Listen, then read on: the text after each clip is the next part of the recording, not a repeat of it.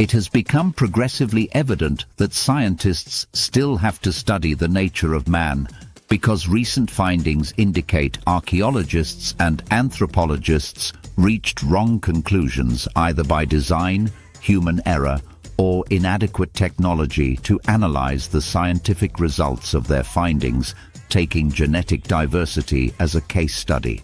According to scientists, genetic diversity refers to the total number of genetic characteristics in the genetic makeup of a species. In humans, genetic diversity exists within and between populations. While there are observable physical differences across races due to historical adaptation to various environmental conditions, it is important to recognize that the genetic variations among individuals within a given race can be greater than the differences between races. This insight is key to understanding why race, as a social construct, does not neatly correspond with genetic diversity. From an anthropological perspective, Africans have the highest levels of genetic diversity among human populations. This is primarily attributed to the fact that modern humans, Homo sapiens, originated in Africa. The Out of Africa model suggests that humans first emerged in Africa before migrating to other continents.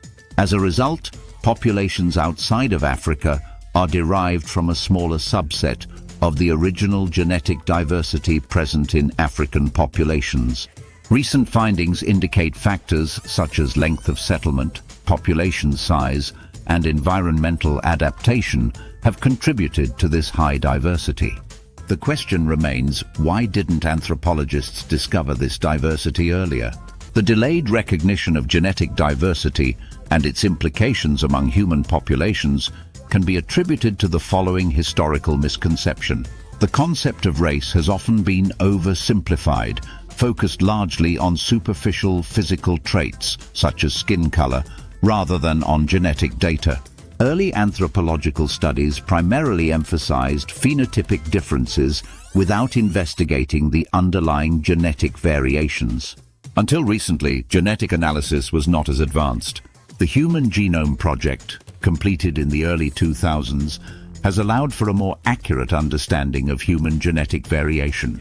Furthermore, according to reports, research involving human genetics has historically been fraught with ethical concerns, particularly regarding consent and the implications of genetic research on social constructs of race.